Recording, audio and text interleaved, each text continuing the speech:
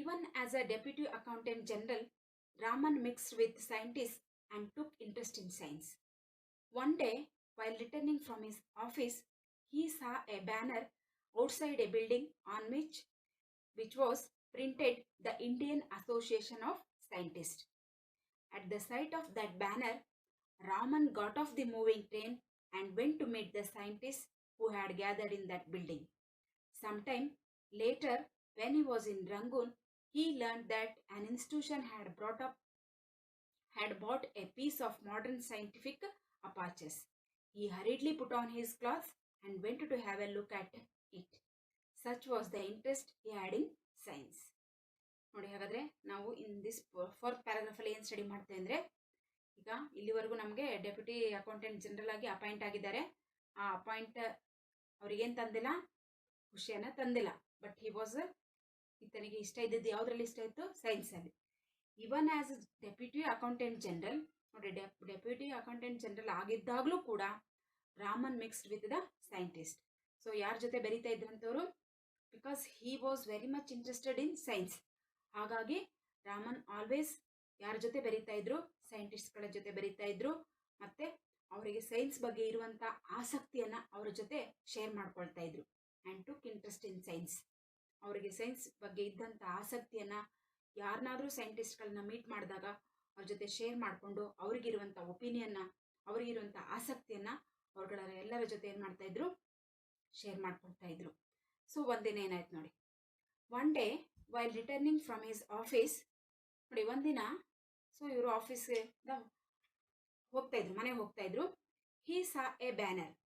ಹೋಗ್ತಾ ಇರ್ಬೇಕಾದ್ರೆ ಅವ್ರು ಏನು ನೋಡ್ತಾರೆ? ಒಂದು ಬ್ಯಾನರ್ನ ನೋಡ್ತಾರೆ. ಸೊ ಬ್ಯಾನರ್ ಅಂದರೆ ನಿಮ್ಮ ಕಾಲಕ್ಕೆ ಗೊತ್ತಿದೆ. ಬ್ಯಾನರಲ್ಲಿ ಪೋಲ್ಸ್ಗಳನ್ನು ಕಟ್ಟಿ ಒಂದು ಕಡೆ ಬಿಲ್ಡಿಂಗ್ ಮೇಲೋ ಅಥವಾ ಮರದ ಮೇಲೋ ಅಥವಾ ಹೈಟ್ ಇರುವಂಥ ಪ್ಲೇಸ್ಗಳಲ್ಲಿ ಕಟ್ಟಿರ್ತಾರೆ. ಸೊ ಅಂತ ಒಂದು ಬ್ಯಾನರ್ನ ನೋಡ್ತಾರೆ. That was return some important events. ಹಾಗಾದರೆ ಇವರು ಆಫೀಸಿಂದ ಮನೆಗೆ ಹೋಗ್ತಾ ಇರಬೇಕಾದ್ರೆ ಈ ಸಾ ಎ ಬ್ಯಾನರ್. ಏನು ನೋಡಿದ್ರು?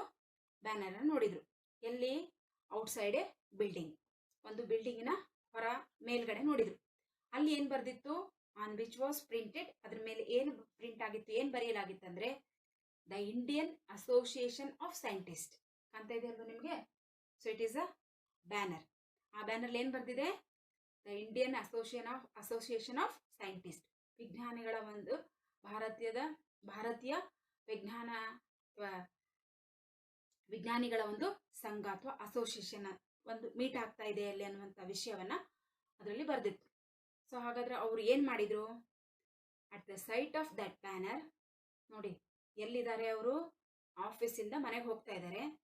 ಯಾವಾಗ ಆ ಬ್ಯಾನರಲ್ಲಿ ಈ ದೃಶ್ಯವನ್ನ ನೋಡ್ತಾರೆ ಅಥವಾ ಆ ವಿಷಯವನ್ನ ನೋಡ್ತಾರೆ, Raman got off the moving train.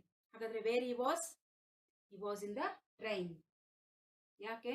Because he was returning from ಆಫೀಸಿಂದ ಮನೆಗೆ ವಾಪಸ್ ಹೋಗ್ತಾ ಇದ್ರು. ಹೋಗ್ಬೇಕಾದ್ರೆ ಟ್ರೈನಲ್ಲಿ ಹೋಗ್ತಾ ಇದ್ದಾರೆ. ಆ ಟ್ರೈನಲ್ಲೇ ಕುತ್ಕೊಂಡು ಬಿಲ್ಡಿಂಗಲ್ಲಿ ಏನು ನೋಡಿದ್ರು? ಬಿಲ್ಡಿಂಗ್ ಮೇಲೆ ಇರುವಂತಹ ಆ ಬ್ಯಾನರ್ನ ನೋಡಿದ್ರು. ಸೊ ಬ್ಯಾನರ್ನ ನೋಡಿದ ತಕ್ಷಣ ಅವರಿಗೆ ಅಲ್ಲಿ ಕುತ್ಕೋಬೇಕನ್ನೋ ಮನಸ್ಸಾಗುತ್ತಾ? No, not at all. ಆಗಕ್ಕೆ ಸಾಧ್ಯನೇ ಇಲ್ಲ. ಏನು ಮಾಡಿದ್ರು? ಹಾಗಾಗಿ Raman got off the moving train. ಇಲ್ಲಿ ಕಾಣ್ತಾ ಇದೆ, ಟ್ರೈನ್ ಹೋಗ್ತಾ ಇದೆ. ಆ ಚಲಿಸ್ತಾ ಇರುವಂಥ ಟ್ರೈನಿಂದ ಏನು ಮಾಡಿದ್ರು? ಕೆಳಗಡೆ ಇಳಿದ್ರು. And went to meet the scientist. ಆ ಬ್ಯಾನರ್ ಬರ್ದಿತ್ತಲ್ವಾ, ಆ ಬ್ಯಾನರ್ ಹತ್ರ ಹೋದ್ರು. ಅಲ್ಲಿ ಯಾರನ್ನ ಮೀಟ್ ಮಾಡಿದ್ರು? ಅಲ್ಲಿ ಸೇರಿರುವಂಥ ಎಲ್ಲ ಸೈಂಟಿಸ್ಟ್ಗಳನ್ನು ಮೀಟ್ ಮಾಡಿದ್ರು. And who had gathered in that building. ಆ ಬಿಲ್ಡಿಂಗಲ್ಲಿ ಎಲ್ಲರೂ ಆ ಸೈಂಟಿಸ್ಟ್ಗಳೆಲ್ಲ, ಭಾರತೀಯ ವಿಜ್ಞಾನಿಗಳೆಲ್ಲ ಒಂದು ಕಡೆ ಒಂದು ಸಂಸ್ಥೆಯನ್ನು ಮಾಡಿಕೊಂಡು ಅಥವಾ ಒಂದು ಸಂಘವನ್ನು ಮಾಡಿಕೊಂಡು ಯಾವುದೋ ವಿಷಯವನ್ನು ಡಿಸ್ಕಸ್ ಮಾಡೋದಕ್ಕೆ ಏನು ಮಾಡಿದ್ರಲ್ಲಿ ಸೇರಿದ್ರು. ಅವರು ಸೇರಿರುವಂಥ ಬಿಲ್ಡಿಂಗಿಗೆ ಇವರು ಕೂಡ ಅಲ್ಲಿ ಹೋದರು. ಅಂದರೆ ಇದೇನು ತೋರಿಸುತ್ತೆ? Was very much interested in science. ನೋಡಿ, ಅವರು ಬೇರೆ ಪೋಸ್ಟಲ್ಲಿ ಇದ್ದಾಗಲೂ ಅವರಿಗೆ ಸೈನ್ಸ್ ಬಗ್ಗೆ ಇರುವಂಥ ಆಸಕ್ತಿ ಎಷ್ಟಿದೆ, ಇಂಟ್ರೆಸ್ಟ್ ಎಷ್ಟಿದೆ ಅನ್ನುವಂಥದ್ದನ್ನು ಈ ವಿಷಯ ನಮಗೆ ತೋರಿಸುತ್ತೆ.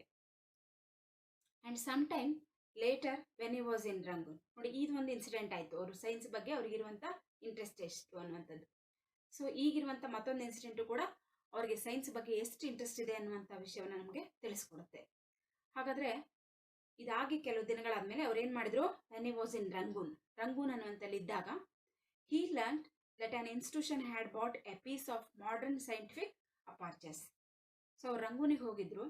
ರಂಗೂನಲ್ಲಿದ್ದಾಗ ಯಾವುದೋ ಒಂದು ಇನ್ಸ್ಟಿಟ್ಯೂಷನ್, ಒಂದು ಸಂಘ ಸಂಸ್ಥೆ ದೊಡ್ಡ ದೊಡ್ಡ ಒಂದು ಸೈಂಟಿಫಿಕ್ ಇಕ್ವಿಪ್ಮೆಂಟ್ಸ್ಗಳನ್ನು, ಅಪಾರ್ಚರ್ಸ್ ಮೀನ್ಸ್ ಇಕ್ವಿಪ್ಮೆಂಟ್ಸ್, ಆ ಸೈನ್ಸಿಗೆ ಸಂಬಂಧಪಟ್ಟಂಥ ಕೆಲವೊಂದು ಇಕ್ವಿಪ್ಮೆಂಟ್ಸ್ಗಳನ್ನು ತಗೊಂಡು ಬಂದಿದ್ದಾರೆ ಅನ್ನುವಂಥ ವಿಷಯ ಇವರಿಗೆ ಬೇರೆಯವರಿಂದ ಗೊತ್ತಾಯಿತು. ಸೊ ಗೊತ್ತಾದ ಮೇಲೆ ನೀವಾಗಿದ್ರೆ ಏನು ಮಾಡ್ತಿದ್ರಿ, ಹೌದಾ ಅಂದು ಲೆಟ್ಸ್ ಇಟ್ ಅದನ್ನು ಬಿಟ್ಬಿಡ್ತಿದ್ರಿ. ಆದರೆ ಸರ್ ಸಿ ವಿ ರಾಮನ್ ಅವ್ರು ಹಾಗೆ ಮಾಡಲಿಲ್ಲ.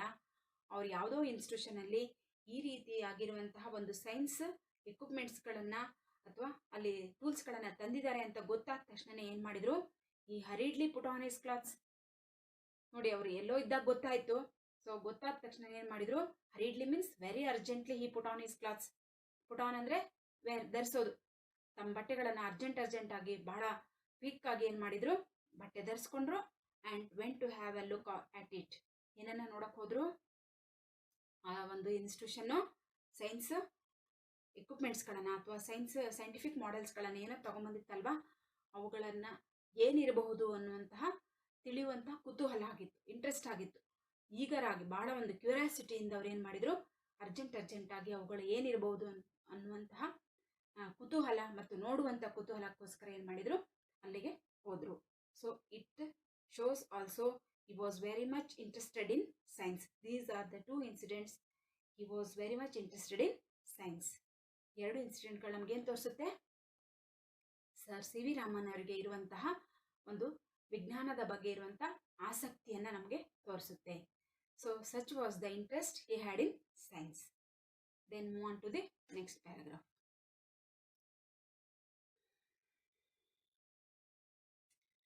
In 1911, Raman was appointed Special Accountant General for Post and Telegraphs in Calcutta. But when he was offered the post of professor at Calcutta University, he jumped at that offer and accepted the post gladly.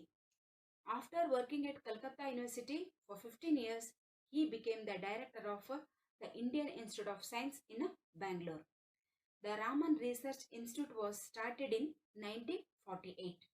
Raman resigned his post at the Indian Institute of Science and became the director of the Research Institute. Here, he conducted his research in physics until his death.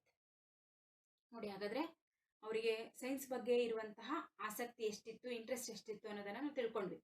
Then in 1911 Raman was appointed special accountant general. ನೋಡಿ, in 1911ನಲ್ಲಿ Raman ಅವರು special accountant general ಆಗಿ ಬೇರೆ ಪೋಸ್ಟ್ಗಳಿಗೆ ಏನಾದರೂ ನೇಮಕಗೊಂಡ್ರು. ಯಾವ ಪೋಸ್ಟ್ಗಳಿಗೆ?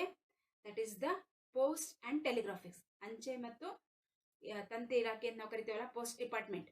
ಆ post ಡಿಪಾರ್ಟ್ಮೆಂಟ್ಗೆ special officer ಆಗಿ ಅಥವಾ ಸ್ಪೆಷಲ್ ಅಕೌಂಟೆಂಟ್ ಜನರಲ್ ಆಗಿ ಅವರಿಗೆ ನೇಮಕ ಆಯಿತು. ಎಲ್ಲಿ? ಕಲ್ಕತ್ತಾದಲ್ಲಿ, in the year of 1911. But when he was offered the post of professor at Calcutta University, ನೋಡಿ 1911ಗೆ ರಾಮನ್ ಅವರಿಗೆ ಸ್ಪೆಷಲ್ ಅಕೌಂಟೆಂಟ್ ಜನರಲ್ ಆಗಿ ಪೋಸ್ಟ್ ಆ್ಯಂಡ್ ಟೆಲಿಗ್ರಾಫ್ಸ್ ಡಿಪಾರ್ಟ್ಮೆಂಟ್ಗೆ ಒಂದು ಸ್ಪೆಷಲ್ ಅಧಿಕಾರಿಯಾಗಿ ನೇಮಕಗೊಂಡ್ರು. ಆದರೆ ಈ ಅಧಿಕಾರವನ್ನು ನೇಮಕಗೊಂಡ ಆದಮೇಲೆ ಕಲ್ಕತ್ತಾ ಯೂನಿವರ್ಸಿಟಿಯಿಂದ ಅವರಿಗೆ ಒಂದು ಆಫರ್ ಬಂತು. ಸೊ ಪ್ರೊಫೆಸರ್ ಆಗಿ ನೀವು ಕಲ್ಕತ್ತಾ ಯೂನಿವರ್ಸಿಟಿಗೆ ನೇಮಕ ಆಗಿ ಅಂತ ಹೇಳಿ ಅವರಿಗೆ ಆಫರ್ ಮಾಡಿದರು. ಸೊ ಆಫರ್ ಮಾಡಿದ ತಕ್ಷಣವೇ he jumped at that offer and accepted the post gladly. ಹಾಗಾದರೆ ಅವರೇನು ಸ್ಪೆಷಲ್ ಅಕೌಂಟೆಂಟ್ ಜನರಲ್ ಆಗಿದ್ರಲ್ವಾ, ಇದು ಅದಕ್ಕಿಂತ ಹೆಚ್ಚು ವೇತನವನ್ನು ಹೊಂದಿರುವಂತಹ ಒಂದು ಪೋಸ್ಟ್. ಆದರೆ ಯಾವಾಗ ಕಲ್ಕತ್ತಾ ಯೂನಿವರ್ಸಿಟಿಯಿಂದ ಅವರಿಗೆ ಆಫರ್ ಬಂತೋ ಆ ಪೋಸ್ಟನ್ನು ಬಿಟ್ಟು ರಿಸೈನ್ ಮಾಡಿದರು. ಆ್ಯಂಡ್ ಸಂತೋಷವಾಗಿ, gladly means very happily accepted that post. ಯಾವುದನ್ನು? Professor at Calcutta university. So ಕಲ್ಕತ್ತಾದ ಯೂನಿವರ್ಸಿಟಿಯ ಪ್ರೊಫೆಸರ್ ಆಗೋದಕ್ಕೆ ಈ jump off that offer and accepted post gladly. ಬಹಳ ಸಂತೋಷದಿಂದನೇ ಆ ಪೋಸ್ಟನ್ನು ಅವರು ಒಪ್ಕೊಂಡ್ರು. ನೋಡಿ, ಹೆಚ್ಚು ವೇತನ ಇರುವಂಥ ಜಾಬನ್ನು ಬಿಟ್ಟು ಅವರು ಇಲ್ಲಿ ಬಂದು ಜಾಯಿನ್ ಆದರು. ಆಫ್ಟರ್ ವರ್ಕಿಂಗ್ ಎಟ್ ಕಲ್ಕತ್ತಾ ಯೂನಿವರ್ಸಿಟಿ, ಕಾಣ್ತಾ ಇದೆಯಾ ನಿಮಗೆ ಕಲ್ಕತ್ತಾ ಯೂನಿವರ್ಸಿಟಿ? ಸೊ ಈ ಕಲ್ಕತ್ತಾ ಯೂನಿವರ್ಸಿಟಿನಲ್ಲಿ ಅವರು ಪ್ರೊಫೆಸರ್ ಆಗಿ ಸೇರಿಕೊಂಡ್ರು. And in that university he was for 15 years. ಅಲ್ಲಿ ಎಷ್ಟು ವರ್ಷ ಕೆಲಸ ಮಾಡಿದರು? 15 ವರ್ಷಗಳ ಕಾಲ ಆ ಒಂದು ಕಾಲೇಜಲ್ಲಿ, ಯೂನಿವರ್ಸಿಟಿನಲ್ಲಿ ಅವರು ಏನು ಮಾಡಿದರು? ಕೆಲಸ ಮಾಡಿದರು. ಹಿ became the director of the Indian institute of science in Bangalore. So ಅಲ್ಲಿ ಕಲ್ಕತ್ತಾ ಯೂನಿವರ್ಸಿಟಿಯಲ್ಲಿ 15 years ವರ್ಕ್ ಮಾಡಿ ಆದಮೇಲೆ, ಸೊ ಇಲ್ಲಿ ಕಾಣ್ತಾ ಇದೆ ಅಲ್ವಾ ನಿಮಗೆ, ಇದು Indian institute of Bangalore. So Indian institute of ಬ್ಯಾಂಗ್ಳೂರ್ದ ಡೈರೆಕ್ಟರ್ ಆಗಿ ಅವರು Indian institute of science in Bengaluru ಅದರ ಡೈರೆಕ್ಟರ್ ಆಗಿ ನೇಮಕಗೊಂಡರು. The Raman research institute was started in 1948. ಹಾಗಾದರೆ ರಾಮನ್ ಇನ್ಸ್ಟಿಟ್ಯೂಟ್ ಅನ್ನುವಂಥದ್ದು ಅವರ ಡ್ರೀಮ್ ಚೈಲ್ಡ್ ಆಗಿತ್ತಲ್ವಾ. ಹಾಗಾದರೆ ಇದನ್ನು ಅವರು ಯಾವಾಗ ಸ್ಟಾರ್ಟ್ ಮಾಡಿದ್ರು ಅಂದರೆ ಇನ್ the year of 1948 the Raman research institute was started. So Raman ಸಂಸ್ಥೆ, ಸಂಶೋಧನಾ ಸಂಸ್ಥೆ ಅನ್ನುವಂತಹ ಒಂದು ಸಂಸ್ಥೆಯನ್ನು 1948 ಏನು ಮಾಡಿದರು, ಸ್ಟಾರ್ಟ್ ಮಾಡಿದರು. Raman resigned his post at the Indian institute of science and became the director of the research institute. So ಹಾಗಾಗಿ ಈ 1948 ರಾಮನ್ ರಿಸರ್ಚ್ ಇನ್ಸ್ಟಿಟ್ಯೂಟ್ ಓಪನ್ ಆದಮೇಲೆ ಅವರು ಮತ್ತೆ ಇಂಡಿಯನ್ ಇನ್ಸ್ಟಿಟ್ಯೂಟ್ ಆಫ್ ಬ್ಯಾಂಗ್ಳೂರ್ ಅಲ್ಲಿ ಇದ್ದಂತಹ ಇಂಡಿಯನ್ ಇನ್ಸ್ಟಿಟ್ಯೂಟ್ ಆಫ್ ಸೈನ್ಸ್ ಅನ್ನುವಂಥ ಸಂಸ್ಥೆಗೆ ರಾಜೀನಾಮೆಯನ್ನು ಕೊಟ್ಟು ಅಥವಾ ರಿಸೈನ್ ಮಾಡಿ ಎಲ್ಲಿಗೆ ಬಂದು ಸೇರಿಕೊಳ್ತಾರೆ, the science Raman institute of science ಅಲ್ಲಿಗೆ ಸೇರಿಕೊಂಡು ಅಲ್ಲಿಯ ಡೈರೆಕ್ಟರ್ ಆಗಿ ಅಲ್ಲಿ ಕೆಲಸವನ್ನು ನಿರ್ವಹಿಸ್ತಾರೆ. The director of research institute, ಆ ಒಂದು ರಾಮನ್ ರಿಸರ್ಚ್ ಇನ್ಸ್ಟಿಟ್ಯೂಟ್ದ ಡೈರೆಕ್ಟರ್ ಆಗಿ ಅವರು ಕೆಲಸವನ್ನು ನಿರ್ವಹಿಸ್ತಾರೆ. Here he conducted his research in physics until his death. ನೋಡಿ, ಹಾಗಾದರೆ ರಿಸರ್ಚ್ ಇನ್ಸ್ಟಿಟ್ಯೂಟ್ನ ಡೈರೆಕ್ಟರ್ ಆದಮೇಲೆ ತಮ್ಮ ಕೊನೆಯ ಅವಧಿಯವರೆಗೂ, ತಮ್ಮ ಕೊನೆಯ ಜೀವನದ ಕೊನೆಯ ಕ್ಷಣದವರೆಗೂ ಕೂಡ ಆ ಒಂದು ರಾಮನ್ ಇನ್ಸ್ಟಿಟ್ಯೂಟ್ ವರ್ಕಲ್ಲಿ, ರಿಸರ್ಚ್ ವರ್ಕಲ್ಲಿ, ಇನ್ಸ್ಟಿಟ್ಯೂಟಲ್ಲಿ ಏನು ಮಾಡ್ತಾರೆ, ಕೆಲಸವನ್ನು ಮಾಡ್ತಾರೆ. ಅಲ್ಲಿನೇ ಅವರು ಫಿಸಿಕ್ಸ್ ಬಗ್ಗೆ ತಮಗೆ ಇದ್ದಂಥ ಒಂದು ಆಸಕ್ತಿಯನ್ನು ಮುಂದುವರಿಸೋದಕ್ಕೆ ಇದು ಅವರಿಗೆ ಭಾಳ ಹೆಲ್ಪ್ ಆಯಿತು. ಸೊ ಹಿಯರ್ ಮೀನ್ಸ್ ಎಲ್ಲಿ research in Raman research institute, ಅಲ್ಲಿ ಅವರು he conducted his research in physics until his death means ಕೊನೆಯ ಅವಧಿಯ ತನಕನೂ ಕೂಡ ಅವರು ತಮ್ಮ ಒಂದು ಸೇವೆಯನ್ನು ಇಲ್ಲಿ ಸಲ್ಲಿಸಿದರು. So then move on to the next paragraph. Raman was a great scientist. Throughout his life, he was intensely attached to science.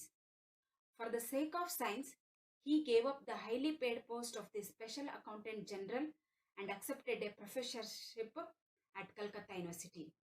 He would forget all about food and rest while he was at work, and his wife had often to tell him that his breakfast or coffee was getting cold. Like all great scientists, Raman had a lot of curiosity.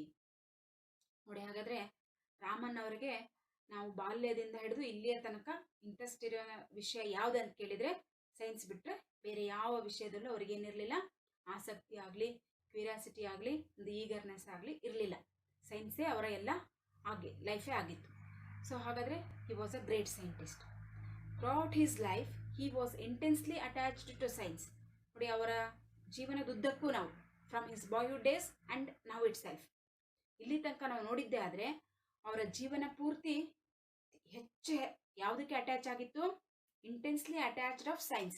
Science ಬಿಟ್ಟರೆ ಜೀವನನೇ ಇಲ್ಲ ಅನ್ನುವಂತಂದರೆ, science ಅಂದರೆ C V Raman and C V Raman ಅಂದ್ರೇ science ಅನ್ನುವಂತಹ ಒಂದು attachment ಅವರಲ್ಲಿ ಇತ್ತು. For the sake of science, ನೋಡಿ ಸೈನ್ಸಿಗಾಗಿನೇ ಅವರು he gave up the highly paid post of the special accountant general. ಹೌದಲ್ವಾ, ನಾವು ನೋಡಿದ್ವಿ ಹಿಂದೆ.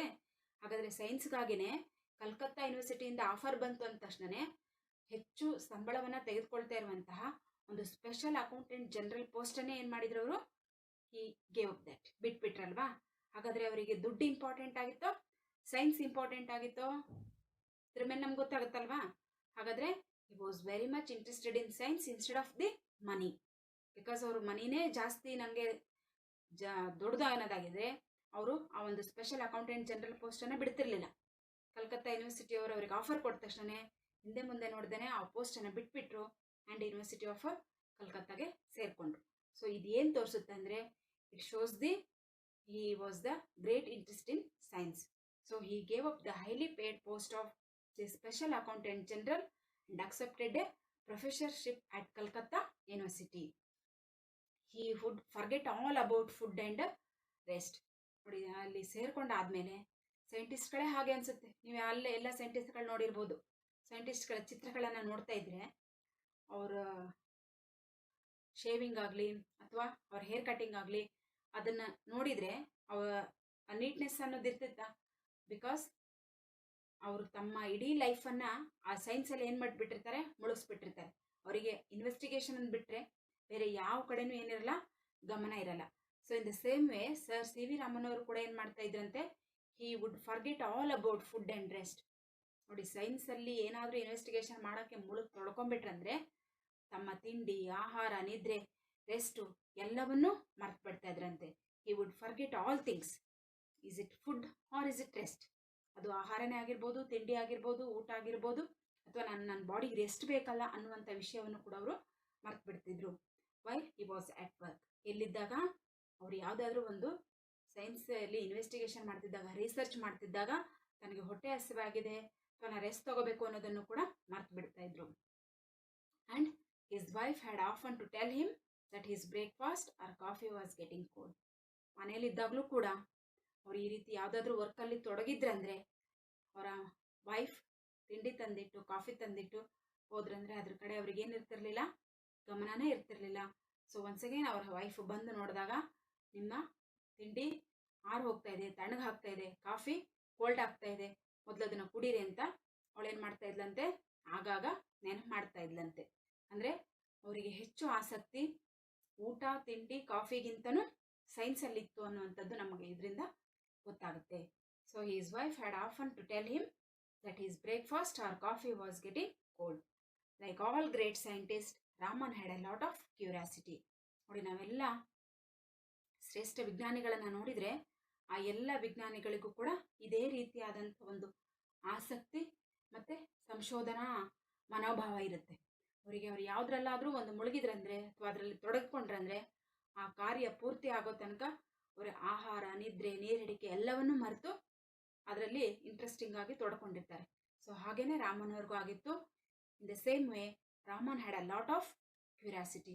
ಎಲ್ಲ ಸೈಂಟಿಸ್ಟ್ಗಳ ಪ್ರಕಾರ ಇವರಿಗೂ ಕೂಡ ಅವರಿಗಿರುವಂತಹ ಕ್ಯೂರಿಯಾಸಿಟಿ, ಈಗರ್ನೆಸ್, ಅತಿಯಾದ ಈಗರ್ನೆಸ್ ಅವ್ರಿಗೂ ಇತ್ತು.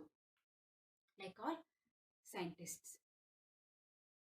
Earlier in his life, while on a voyage to Europe, he saw the wonderful blue of the Mediterranean Sea. This led to his work on the laws of light scattering in the liquids, and it ended in his discovery of the Raman effect. He was awarded the Nobel Prize for this in 1930. ನೋಡಿ, ಹಾಗಾದರೆ earlier in his life, ತಮ್ಮ ಬಾಲ್ಯದಿಂದ ನೋಡ್ತಾ ಬಂದಾಗಲೂ ಕೂಡ ನಮಗೆ ಅವ್ರಿಗೆ ಸೈನ್ಸಲ್ಲಿ ಎಷ್ಟು interest ಇತ್ತು ಅಂತ ಗೊತ್ತಾಯಿತು. So while on a voyage to Europe, ಇವರು ಒಂದ್ಸಲ ಏನು ಮಾಡ್ತಾಯಿದ್ರು, ಯುರೋಪ್ಗೆ ಹೋಗ್ತಾಯಿದ್ರು. ಯುರೋಪ್ಗೆ ಯಾವುದ್ರಲ್ಲಿ ಹೋಗ್ತಾಯಿದ್ರು? Voyages. Voyages means it is a journey by sea. ನೀವು ನೋಡ್ತಾ ಇದ್ದೀರಲ್ವಾ, ಅವರೆಲ್ಲಿ ಹೋಗ್ತಾ ಇದ್ದಾರೆ? ಬೋಟಲ್ಲಿ, ಸಮುದ್ರದಲ್ಲಿ ಯಾನ ಮಾಡ್ತಾ ಇದ್ದಾರೆ. ಅದನ್ನ ನಾವೇನಂತ ಕರಿತೇವೆ? ವಾಯೋಜ್ ಅಂತ ಕರಿತೇವೆ. ಹಾಗಾದರೆ ಯುರೋಪ್ಗೆ ಹೋಗ್ತಾ ಇದ್ರು. He saw the wonderful blue of the Mediterranean sea. Mediterranean ಒಂದು ಸಮುದ್ರ. ಆ ಮೆಡಿಟರೇನಿಯನ್ ಸಮುದ್ರದಲ್ಲಿ ಹೋಗ್ತಾ ಇರಬೇಕಾದ್ರೆ ಆ ಸಮುದ್ರ ಪೂರ್ತಿಯಾಗಿ ಯಾವ ಕಲರ್ ಕಾಣ್ತಾ ಇದೆ? ಎಸ್, ಬ್ಲೂ ಕಲರ್ ಕಾಣ್ತಾ ಇದೆ. ಹಾಗಾದರೆ ಆ ಬ್ಲೂ ಕಲರ್ನ ನೋಡಿ ಇವರಿಗೆ ಅತ್ಯಂತ ಆಶ್ಚರ್ಯ ಮತ್ತು ಸರ್ಪ್ರೈಸ್ ಎರಡೂ ಆಯ್ತಂತೆ. ಯಾಕೆ ಸಮುದ್ರದ ನೀರು ಬ್ಲೂ ಕಲರ್ ಇದೆ ಅನ್ನುವಂತಹ ಒಂದು ಡೌಟು ಅವರಿಗೆ ಬಂತಂತೆ. ಸೊ ಹಾಗಾಗಿ ಅವರು ಹೇಳ್ತಾ ಇದ್ದಾರೆ, this is wonderful blue of the Mediterranean C.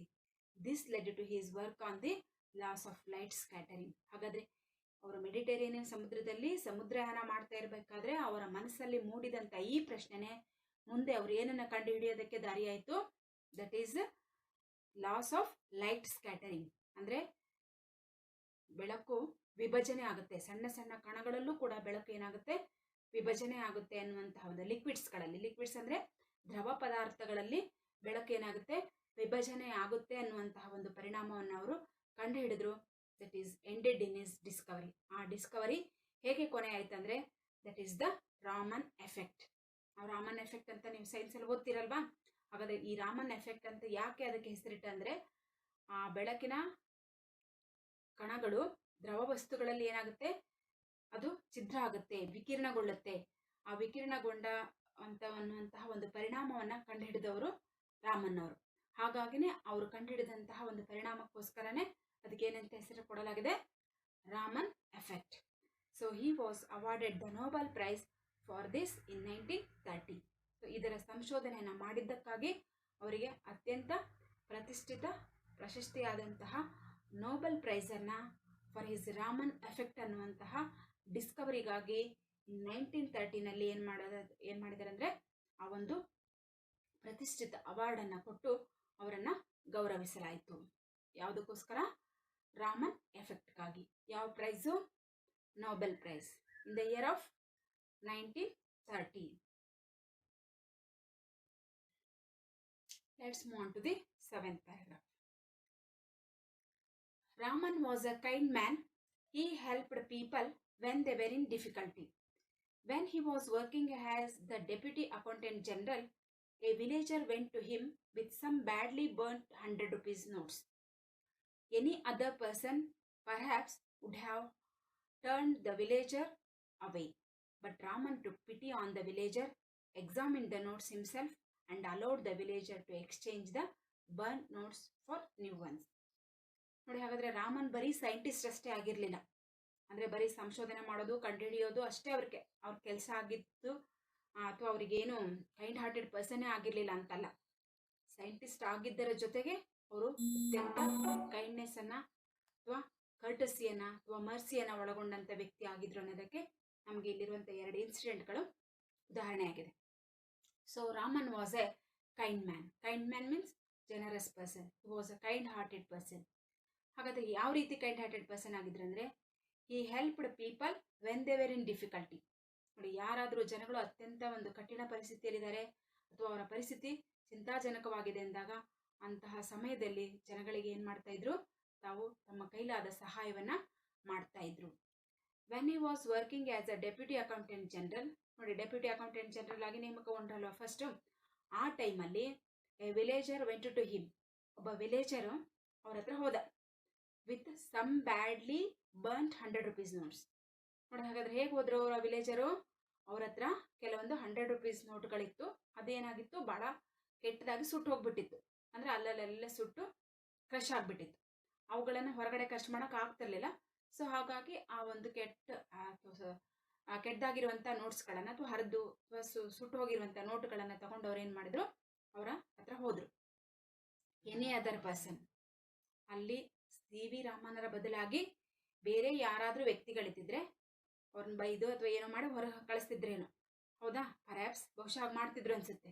ಆದರೆ would have turn the villager away, ಏನು ಮಾಡ್ತಾಯಿದ್ರು? ಬೈದು ಅವರನ್ನು ಹೋಗುವಂತ ಕಳಿಸ್ತಾ ಇದ್ರು. But Raman took pity on the villager. ಆದರೆ ರಾಮನ್ ಹಾಗೆ ಮಾಡಲಿಲ್ಲ. ಆ ರಾಮನ್ ಅವರಿಗೆ ಆ ವಿಲೇಜರ್ ವ್ಯಕ್ತಿಯನ್ನು ನೋಡಿದ ತಕ್ಷಣ ಅವ್ರ ಮೇಲೆ ಕರುಣೆ ಆಯಿತು, ಪಾಪ ಅನ್ನಿಸ್ತು. ಅವ್ರ ಮೇಲೆ ಮರ್ಸಿಯನ್ನು ತೋರಿಸಿದ್ರು. ಏನು ಮಾಡಿದ್ರು? Examine the notes himself and allowed the villager to exchange that burn notes for new ones. ಆ ವಿಲೇಜರ್ನ ಕರೆದು ಅವರೇ ಆ ನೋಟ್ಗಳನ್ನು ಟೆಸ್ಟ್ ಮಾಡಿ ಆ ಬರ್ನ್ಟ್ ಆಗಿರುವಂಥ ನೋಟ್ಸ್ಗಳನ್ನು ಎಕ್ಸ್ಚೇಂಜ್ ಮಾಡಿಕೊಟ್ರು. ಒಳ್ಳೆ ನೋಟ್ಗಳನ್ನು ಅವರಿಗೆ ಕೊಟ್ಟು, ಹೊಸ ನೋಟ್ಗಳನ್ನು ಅವ್ರಿಗೆ ಕೊಟ್ಟು ಕಳಿಸಿದರು. ಸೊ ಈ ಇನ್ಸಿಡೆಂಟ್ ನಮಗೇನು ತೋರಿಸುತ್ತೆ ಅಂದರೆ, ಹಿ was a kind hearted person for the people when they were in difficulty. ಅತ್ಯಂತ ಕಠಿಣ ಪರಿಸ್ಥಿತಿಯಲ್ಲಿದ್ದಂಥ ವ್ಯಕ್ತಿಗಳಿಗೆ ಸಹಾಯ ಹಸ್ತವನ್ನು ನೀಡ್ತಾ ಇದ್ರು ಅನ್ನುವಂಥದ್ದು ಈ ಒಂದು ಇನ್ಸಿಡೆಂಟ್ ನಮಗೆ ತೋರಿಸುತ್ತೆ. ಸೊ ನೆಕ್ಸ್ಟ್ ನೋಡಿ, once at the Raman Research Institute, a candidate was not given admission as he did not do well in his test.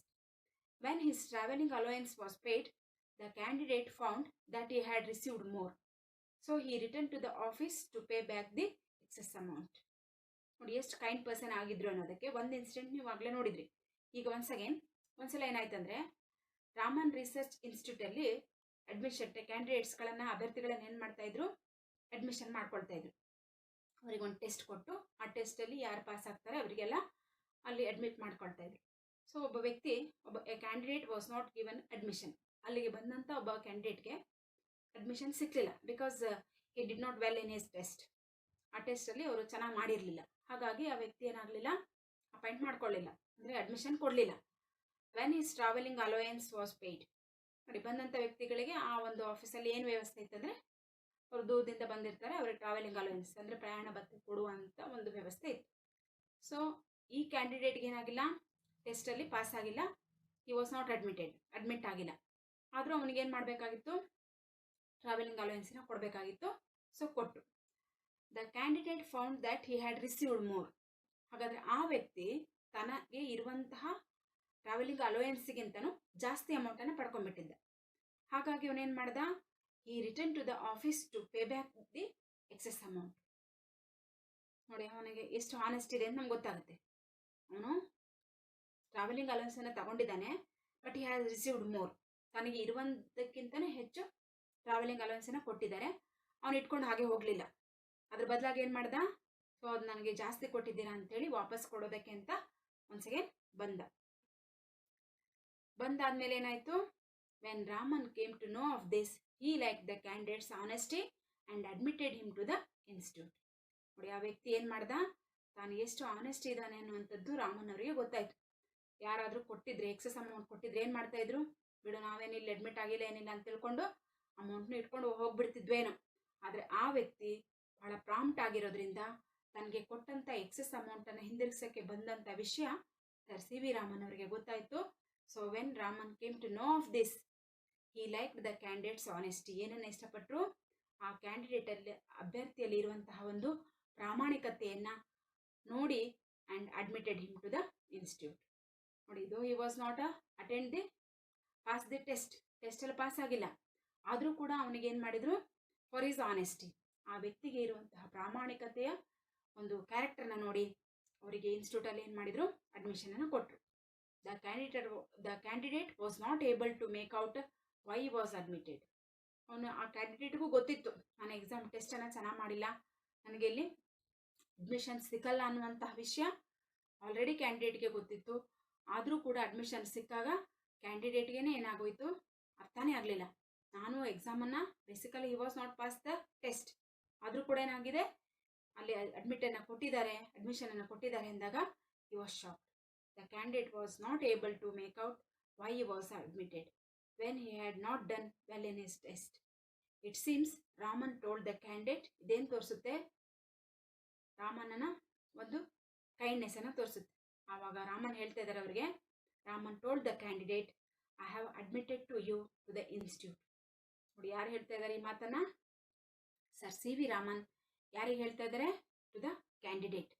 I have admitted to you, ನಾನು ನಿನ್ನನ್ನು ಅಡ್ಮಿಟ್ ಮಾಡ್ಕೊಂಡಿದ್ದೇನೆ ಈ ಇನ್ಸ್ಟಿಟ್ಯೂಷನ್ಗೆ, ಬಿಕಾಸ್ ಆಫ್ ಯುವರ್ ಕ್ಯಾರೆಕ್ಟರ್. ಯಾವ ಕಾರಣಕ್ಕೋಸ್ಕರ, ನಿನ್ನಲ್ಲಿರುವಂಥ honesty, ಪ್ರಾಂಪ್ಟ್ನೆಸ್, ಆ ಪ್ರಾಮಾಣಿಕತೆಗಾಗಿ, ನಿನ್ನ ಒಂದು ಕ್ಯಾರೆಕ್ಟರಿಸ್ಟಿಕ್ ಆಗಿ, ನಿನ್ನಲ್ಲಿರುವಂತಹ ಆ ಒಂದು ನಿಜವಾದಂತಹ ಒಂದು ಗುಣಕ್ಕಾಗಿ, ಆನೆಸ್ಟಿ, ಪ್ರಾಮಾಣಿಕತೆ ಅನ್ನುವಂತಹ ಗುಣಕ್ಕಾಗಿ ನಿನ್ನನ್ನು admit ಮಾಡ್ಕೊಂಡಿದ್ದೇವೆ.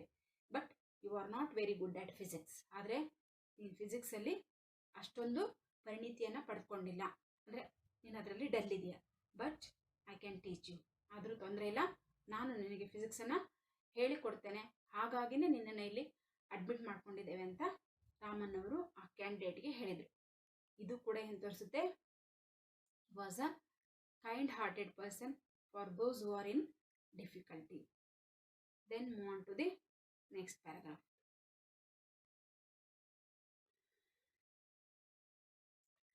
During his lifetime, Raman received a number of honors and medals. In 1929, he was knighted by King George V and became Sir C V Raman. A number of universities honored him with the doctorates. He was a member of many international scientific organizations. In 1954, the government of India awarded him Bharata Ratna. In 1957, the Soviet Union honored him by awarding the International Lenin Prize. So ಈ ರೀತಿಯಾದಂಥ ಸಾಧನೆಯನ್ನು and ಅಚೀವ್ಮೆಂಟನ್ನು, ಒಂದು ರಿಸರ್ಚನ್ನು ಮಾಡಿದಂತಹ ವ್ಯಕ್ತಿಗೆ ಅವಾರ್ಡ್ಸ್ಗಳು ಹುಡ್ಕೊಂಡು ಬರುತ್ತೆ ಇಲ್ಲ. So ಹಾಗೆ ಸರ್ ಸಿ ವಿ ರಾಮನ್ ಅವ್ರಿಗೂ ಕೂಡ ಅವಾರ್ಡ್ಗಳು ಮೇಲಿಂದ ಮೇಲೆ ಬಂತು. So during his life time Raman received A number of honours and medals. ಹಾಗಾದರೆ ಅವರ ಜೀವನದ ಅವಧಿನಲ್ಲಿ ರಾಮನ್ ಅವರು ಅನೇಕ ಆನರ್ಸ್ಗಳನ್ನು ಆ್ಯಂಡ್ ಮೆಡಲ್ಸ್ಗಳನ್ನು, ಪದಕಗಳನ್ನು ಮತ್ತು ಬಹುಮಾನಗಳನ್ನು, ಗೌರವಗಳನ್ನು ಸ್ವೀಕರಿಸಿದರು. ಇನ್ 1929 he was knighted by King George V and became Sir C V Raman. ಹಾಗಾದರೆ in the year of 1929, so he was knighted by the King George V. So king George fifth ಅನ್ನುವರು ಅವರಿಗೆ knighthood ಅನ್ನುವಂಥ ಪ್ರಶಸ್ತಿಯನ್ನು ಕೊಟ್ಟರು, sir ಅನ್ನುವಂಥ ಅವಾರ್ಡನ್ನು ಕೊಟ್ಟರು. Then ಅಲ್ಲಿವರೆಗೂ ಬರೀ ಸಿ ವಿ ರಾಮನ್ ಆಗಿದ್ದಂತಹ ರಾಮನ್ ಅವರು ಆ ನೈಟ್ಹುಡ್ ಅನ್ನುವಂತಹ ಪ್ರಶಸ್ತಿಯನ್ನು ಕೊಟ್ಟಾದ ಮೇಲೆ ಸರ್ ಸಿ ವಿ ರಾಮನ್ ಆಗಿ ಬದಲಾದರು. So at present also sir ಅನ್ನುವಂಥದ್ದು ಪ್ರಖ್ಯಾತಿ ಇದೆ, sir C V Raman. A number of universities honoured him with the doctorates. ನೋಡಿ, ಬಹಳಷ್ಟು ಯೂನಿವರ್ಸಿಟಿಗಳು ಅವರಿಗೆ ಅಸಂಖ್ಯಾತ, ಎ ನಂಬರ್ ಆಫ್ ಅಂದರೆ ಬಹಳಷ್ಟು ಯೂನಿವರ್ಸಿಟಿಗಳು honoured him with the doctorates. ಅವರಿಗೆ ಸರ್ ಸಿ ವಿ ರಾಮನ್ ಅವರಿಗೆ ಡಾಕ್ಟರೇಟ್ ಪದವಿಗಳನ್ನು ಕೊಟ್ಟು ಗೌರವಿಸಿದರು. He was a member of many international scientific organisations. ನೋಡಿ, ಇಂಟರ್ನ್ಯಾಷನಲ್ ಸೈಂಟಿಫಿಕ್ ಆರ್ಗನೈಸೇಷನ್ ಅಂದರೆ ಅಂತಾರಾಷ್ಟ್ರೀಯ ವಿಜ್ಞಾನದ ಒಂದು ಸಂಘ ಸಂಸ್ಥೆಗಳು ಅವರನ್ನು ಸದಸ್ಯತ್ವವನ್ನು ಪಡೆದುಕೊಂಡು, ಅವರು ಅಲ್ಲಿ ಸದಸ್ಯತ್ವವನ್ನು ಪಡ್ಕೊಂಡು ಆ ಒಂದು ಸಂಘ ಸಂಸ್ಥೆಗಳಲ್ಲಿ ತಮ್ಮ ಸ್ಥಾನವನ್ನು ಪಡೆದುಕೊಂಡಿದ್ರು. ಅಂದರೆ ಅವ್ರು ಪಡ್ಕೊಂಡಿದ್ರು ಅನ್ನೋದಕ್ಕಿಂತನೂ ಇಂಟರ್ನ್ಯಾಷನಲ್ ಸೈಂಟಿಫಿಕ್ ಆರ್ಗನೈಸೇಷನ್ಗಳು ಅವರಿಗೆ ಒಂದು ಮೆಂಬರ್ಶಿಪ್ ಅನ್ನು ಕೊಟ್ಟು ಗೌರವವನ್ನು ನೀಡಿದ್ರು. ಇನ್ 1954 the government of India awarded him Bharat Ratna award. ಹಾಗಾದರೆ ನೀವು ನೋಡ್ತಾ ಇದ್ದೀರಲ್ವ ಇದು. ಸೊ ಭಾರತ ರತ್ನ ಅವಾರ್ಡನ್ನು ಕೂಡ ಅವರಿಗೆ ಅತ್ಯಂತ ಪ್ರತಿಷ್ಠಿತ, ಭಾರತದ ಇಂಡಿಯಾದಿಂದ ಕೊಡಲ್ಪಡುವಂತಹ ಒಂದು ಅತ್ಯಂತ ಉನ್ನತವಾದಂತಹ ಅವಾರ್ಡ್ ಭಾರತ ರತ್ನ. ಆ ಭಾರತ ರತ್ನ ಅವಾರ್ಡನ್ನು ಕೂಡ 1957 ಅವರು ಪಡೆದುಕೊಂಡ್ರು. The Soviet Union honoured him by awarding the international Lenin prize. ಹಾಗಾದರೆ ಸೋವಿಯತ್ ಯೂನಿಯನ್ ಅಂದರೆ ರಷ್ಯಾ ದೇಶದವರು ಕೂಡ ಅವರಿಗೆ Lenin prize, peace of Lenin prize ಅಂತ ಹೇಳ್ತೇವಲ್ಲ, ಶಾಂತಿ ದೂತಕವಾಗಿರುವಂತಹ ಒಂದು ಲೆನಿನ್ ಅನ್ನುವಂತಹ ಪ್ರೈಸ್ ಅನ್ನುವನ್ನು ಕೂಡ ಸರ್ ಸಿ ವಿ ರಾಮನ್ಗೆ ಕೊಟ್ಟು ಗೌರವವನ್ನು ನೀಡಲಾಯಿತು. ಸೊ ಹೀಗೆ ಅನೇಕ ಪ್ರಶಸ್ತಿಗಳು ಅವರನ್ನು ಹುಡ್ಕೊಂಡು ಬಂದು, ಅದರಲ್ಲಿ ಮುಖ್ಯವಾಗಿ Nobel prize and Bharat Ratna award and Soviet Union ಅವರು ಆನರ್ ಮಾಡಿರುವಂತಹ ಇಂಟರ್ನ್ಯಾಷನಲ್ ಲೆನಿನ್ ಪ್ರೈಸ್. ಸೊ ಈ ರೀತಿಯಾದಂಥ ಅವಾರ್ಡ್ಸ್ಗಳನ್ನು ಅವರು ತಮ್ಮ ಜೀವನದ ಅವಧಿಯಲ್ಲಿ ಪಡೆದುಕೊಂಡ್ರು. Then move on to the last paragraph. Raman died on November 21st, 1970 at the age of 82. In his death, India lost one of her great sons and the world a great scientist. ನೋಡಿ, ಹಾಗಾದರೆ ಈ ರೀತಿಯ ರಿಸರ್ಚ್ಗಳನ್ನು ಮಾಡಿ ತಮ್ಮದೇ ಆದಂಥ contribution ಕೊಟ್ಟಂತಹ sir C V Raman ಅವರು ಯಾವಾಗ ತಮ್ಮ ಅವಧಿಯನ್ನು ಮುಗಿಸಿದ್ರಂದರೆ, so Raman was died on November 21st, 1970. 1970ನಲ್ಲಿ November 21st ಈ ಒಂದು ಮರಣ ಅನ್ನುವಂಥದ್ದು ಅವರಿಗೆ ಸಂಭವಿಸಿತು. ಆವಾಗ ಅವರಿಗೆ ಏಜ್ ಎಷ್ಟಾಗಿತ್ತಂದರೆ ಎಟ್ ದ ಏಜ್ ಆಫ್ 82.